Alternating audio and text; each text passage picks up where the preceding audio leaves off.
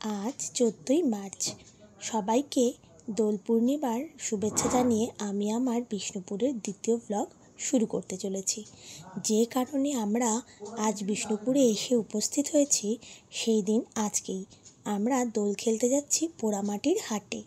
আর তার জন্য সকাল সকাল আমরা কিন্তু উঠে তাড়াতাড়ি করে ব্রেকফাস্টটা করে নিয়েছি। আর এখানে ব্রেকফাস্ট সবাই কচুরি লুচি এইসব খেলেও আমি কিন্তু আমার প্রিয় একটা ব্রেকফাস্ট করেছি, মুড়ি ঘুগনি আর চপ। সকালের ব্রেকফাস্টের সূচনা যদি এতটা ভালো হয় তাহলে আশা করা যাচ্ছে আজকের দিনটাও কিন্তু ভালোই যাবে।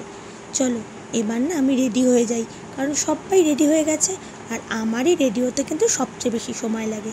চলো আমি রেডি হয়ে নিই। দেখো আমি এবার রেডি হয়ে গেছি। প্রত্যেক বছরই আমি কিন্তু এই দিনটায় শাড়ি পরি, সে যেখানেই যাই, ঝাড়গ্রামেই যাই আর বোলপুরেই যাই, আর আজকে বিষ্ণুপুরে এসেছি, এটার ব্যতিক্রম কিন্তু হয়নি। এই যে আমরা সবাই রেডি, এবার আমরা এখানে টোটোর জন্য ওয়েট করছি। এখান থেকে পোড়ামাটির হাট মিনিট 7 কি 10 লাগবে টোটোতে, তার বেশি লাগবে না। এই যে আমরা সবাই মিলে চলেছি পোড়ামাটির হাটে। দেখো কি সুন্দর গাছগুলো সবুজ পাতায় মুড়ে গেছে, কি ভালো যে লাগছে। শালপিয়ালের সবুজের বাহারে আর পলাশ ফুলের সমারোহে বসন্ত উৎসবে মেতে ওঠার মজাই যেন আলাদা, তাই না? দেখো কাতারে কাতারে জানো তো লোক আসে এখানে দোল খেলার জন্য।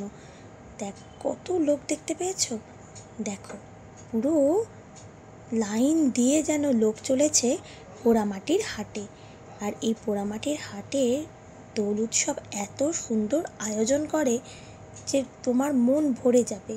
এখানকার সমারোহটাই যেন একটা আলাদা রূপ ধারণ করেছে। আর এত ভালো লাগছে, সবাই এত সুন্দর সেজে গুজে এসেছে।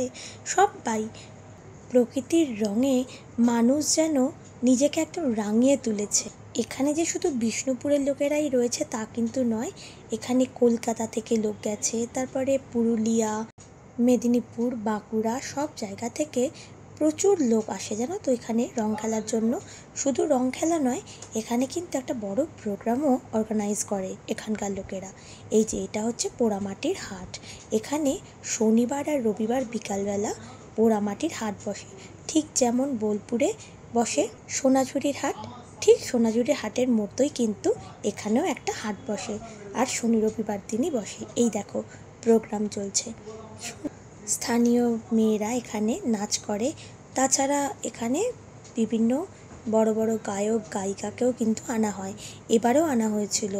শুধু দেখো লোকের বাহার, মানুষের মাথা ছাড়া তুমি আর কিচ্ছু দেখতে পাবে না। দেখো কি সুন্দর করে সাজিয়েছে, দেখেছো? খুব সুন্দর লেগেছে জানো তো এবছর আমার এখানে দোল উৎসব পালন করে, খুব ভালো লেগেছে। আর সবাই এত সুন্দর আবির ছড়ায়, তুমি যদি আবির নাও নিয়ে যাও তাও কিন্তু তুমি বিভিন্ন আবিরের রঙে নিজেকে রাঙিয়ে তুলতে পারবে। আর আমিও কিন্তু তাই করেছিলাম জানো তো, আমি না রং নিয়ে যেতে ভুলে গেছিলাম, কিন্তু দেখো আমার মুখ দেখে বুঝতে পারবে যে আমি একটু রং নিয়ে যাইনি। ওখানে এত আবিরের খেলা হয় যে তুমি এমনি রেঙে উঠবে বিভিন্ন রঙে। আর এখানে না বিভিন্ন খাবারের দোকান বসে জানো তো, আখের রস থেকে শুরু করে লস্যি, তারপরে বিভিন্ন টুকটাক খাবার দাবার না এখানে পাওয়া যায়।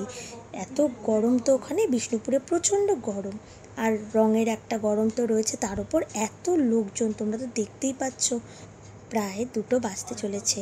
এখানেই আমরা আমাদের দোল উৎসব শেষ করলাম। আবার তোমাদের সাথে আমার পরের ব্লগে দেখা হবে। টাটা বন্ধুরা, আসি তাহলে।